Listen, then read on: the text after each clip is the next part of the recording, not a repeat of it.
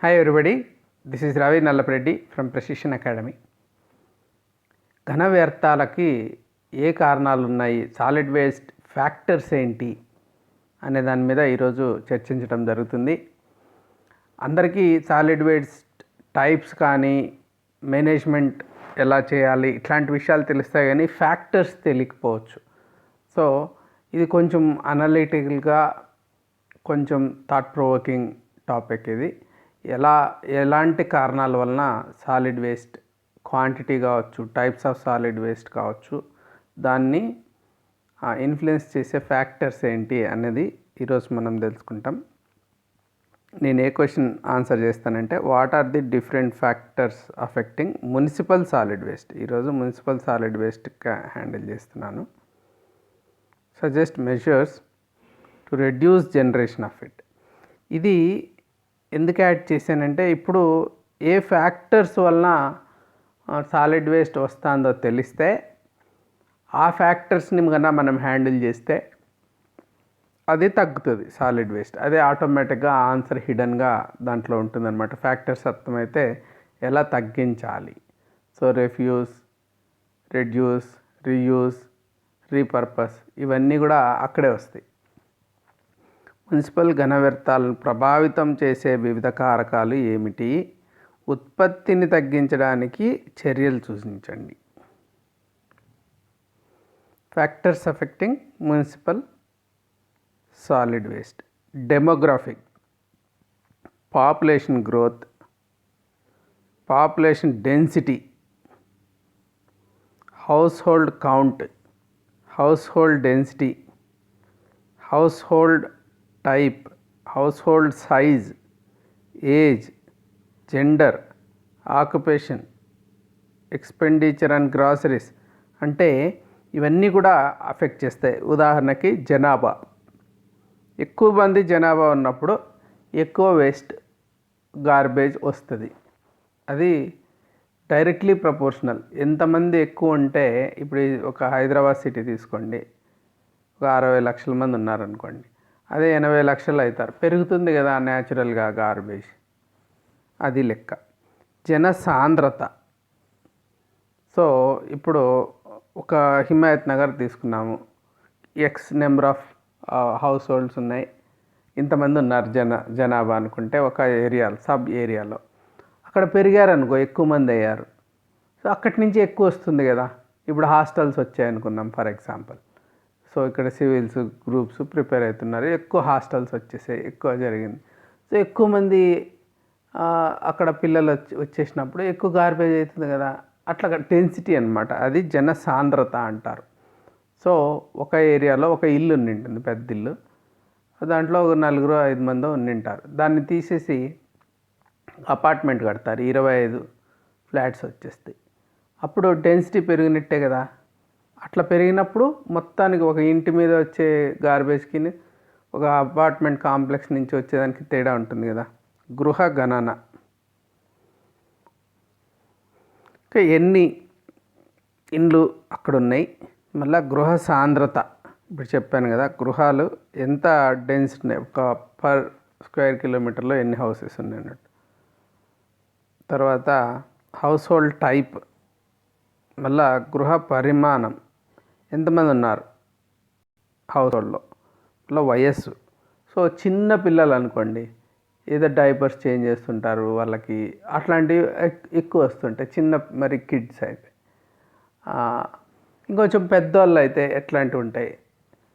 So ఒక్కొక్క age బట్టి కూడా మారుతూ ఉంటుంది ఏమి మనం సాలిడ్ వేస్ట్ ఉంటుంది అని. లింగం అంటే జెండర్ని బట్టి కూడా ఏమేమి డిస్పోజ్ చేస్తాం మనం అనేది ఉంటుంది. వృత్తిని బట్టి కూడా ఉంటుంది. సో డాక్టర్స్, ఇంజనీర్స్, లాయర్స్, ఎవరెవరు వాళ్ళు ఏంటి ప్రొఫెషన్, దాన్ని బట్టి కూడా ఉంటుంది. సో ఎంత గ్రాసరీస్ మీద ఖర్చు పెడుతున్నారు అనే దాన్ని బట్టి కూడా ఉంటుంది. ఇవన్నీ కూడా డెమోగ్రాఫిక్ ఫ్యాక్టర్స్, జనాభా సంబంధమైన విషయాలు ఇవన్నీ. ఇంకా ఆర్థిక సంబంధమైనటివి చూస్తే economic growth, gross domestic product, consumer price index, employment, standard of living, per capita income, electric energy consumption, అంటే ఆర్థిక విషయాలకు వస్తే ఆర్థిక వృద్ధి, ఎక్కువ ఆర్థిక వృద్ధి జరిగినప్పుడు మనము చాలా సంతోషిస్తుంటాం, అబ్బా జీడిపి ఇంత పెరిగింది అంత పెరిగింది. అయితే ప్రపోర్షనేట్గా ఈ ఘన వ్యర్థాలు కూడా పెరుగుతాయి. ఎక్కువ డబ్బులు ఉన్నప్పుడు ఎక్కువ కన్స్యూమ్ చేస్తాం కదా, ఎక్కువ డిస్పోజ్ చేస్తూ ఉంటాం. స్థూల జాతీయోత్పత్తి.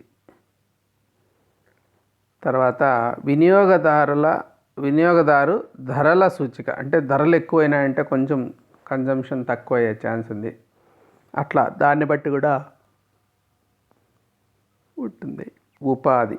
సో జాబ్ లేనప్పుడు కన్జంప్షన్ తక్కువ ఉంటుంది, జాబ్ ఉంది ఎక్కువ ఖర్చు పెడుతుంటాం, ఎక్కువ ఖర్చు పెడితే ఎక్కువ వేస్ట్. సో జీవన ప్రమాణం పెరిగిందనుకో, స్టాండర్డ్ ఆఫ్ లివింగ్, అప్పుడు కన్జంప్షన్ పెరుగుతుంది.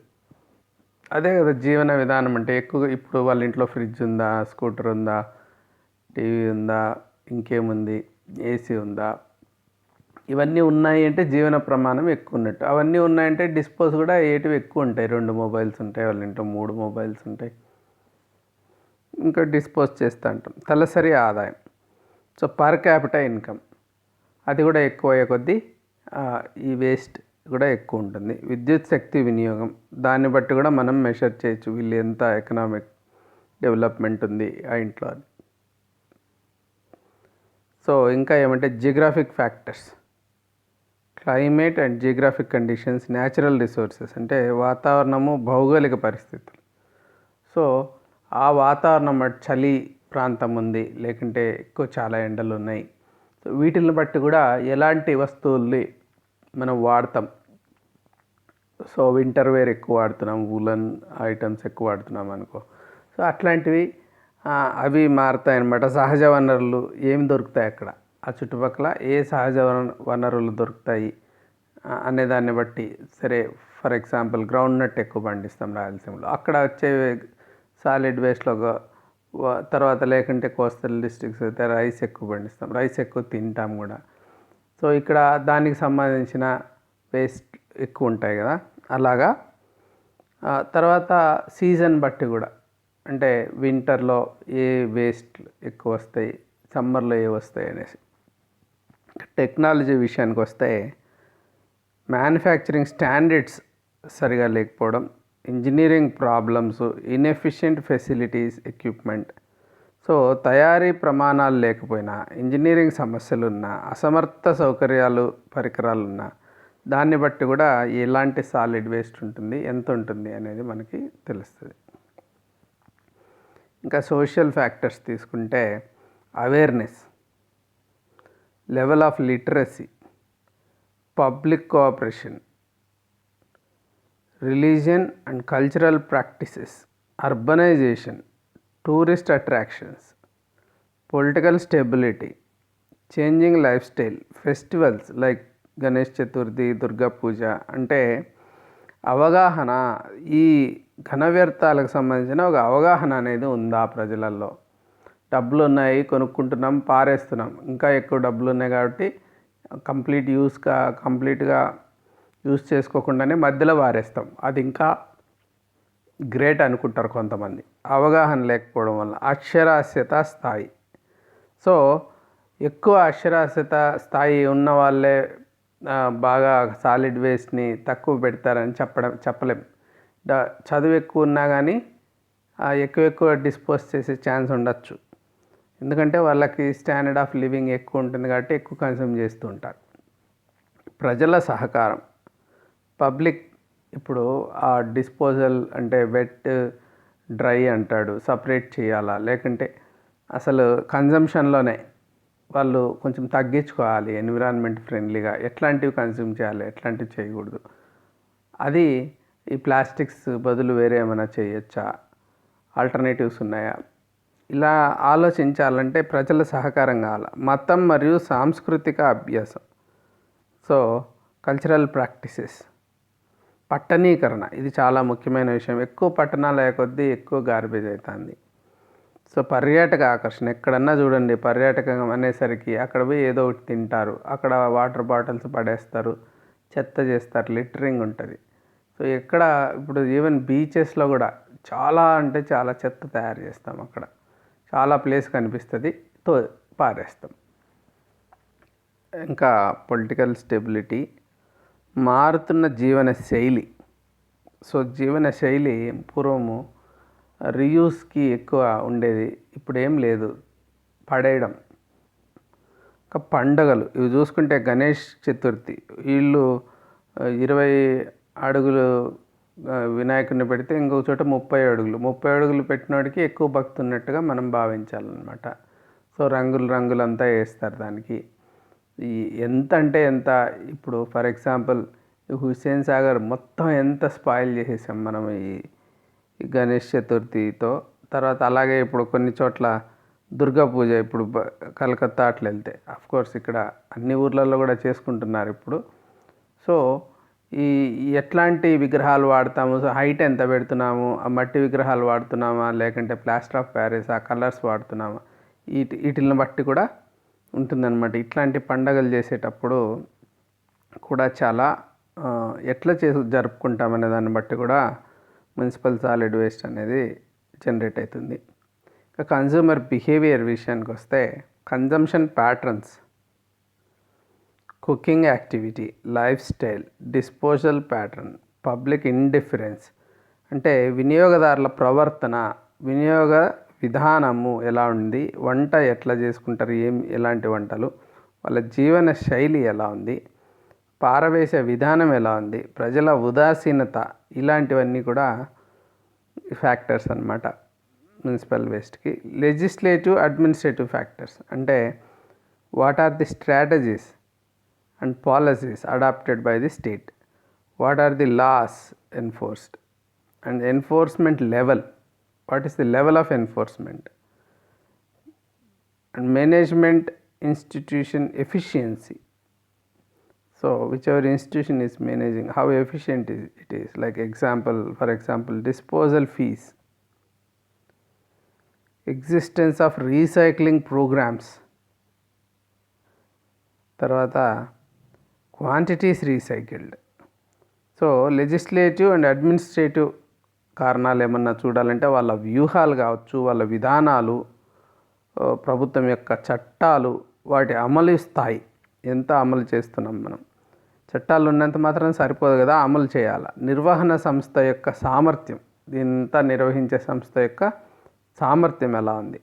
సో ఉదాహరణకి పారవేయడంపై రుసుములు ఎంత విధిస్తున్నాము, రీసైక్లింగ్ ప్రోగ్రామ్స్ ఏమైనా ఉన్నాయా, రీసైకిల్ చేయబడిన ఎంత పర్సంటేజ్ రీసైకిల్ చేస్తున్నాము, ఇవన్నీ కూడా ఫ్యాక్టర్స్ అన్నమాట.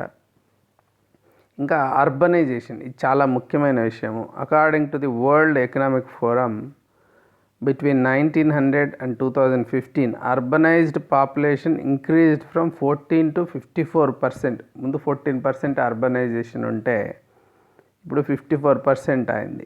ఇది వరల్డ్ లెవెల్లో. ఇది 66%కి వెళ్తుంది ఇంకా 2050కి. This growth of urban population is not only going to increase consumption but will also lead to unprecedented amount of waste. Consumption పెరగడమే కాకుండా వేస్ట్ కూడా పెరుగుతుంది. అర్బన్ ఇప్పుడు రూరల్లో కూడా కన్జ్యూమ్ చేస్తారు, అర్బన్లో కూడా కన్జ్యూమ్ చేస్తారు, కానీ అర్బన్లో వేస్టేజెస్ పర్సంటేజ్ కూడా ఎక్కువ ఉంటుంది. It is estimated that solid waste generated in small, medium and large cities and towns in India is about, ఇప్పుడు స్మాల్ అనుకో 0.1 kg పర్ క్యాపిటల్ లెక్కలు తీస్తున్నాం. అంటే ఒక వ్యక్తి 0.1 kg అంటే 100 గ్రాములు వేస్ట్ చేస్తే, కొంచెము మీడియం వాటిల్లో 0.3 to 0.4 kgs చేస్తే, లార్జ్ సిటీస్లో 1/2 kg చేస్తున్నారు ఎవ్రీడే పర్ పర్సన్. అంటే సిటీ పెద్దగా అయ్యే కొద్దీ వేస్ట్ పెద్దగా అవుతుంది, చెత్త జంక్ ఎక్కువ తింటారు, జంక్ ఎక్కువ తయారు చేస్తారు. So this is the problem of urbanization. One of the reasons for more garbage is urbanization. So before I conclude, I would like to tell one thing: don't be a fool. Littering isn't cool. With this I conclude this session. If you have not subscribed till now, please subscribe to this channel and click bell symbol to get notifications. If you have questions, you may call 810101405060 or WhatsApp to 85 number. That's my personal number. You can send a WhatsApp message and I will get back to you. Thanks for joining. Have a good day. Bye bye.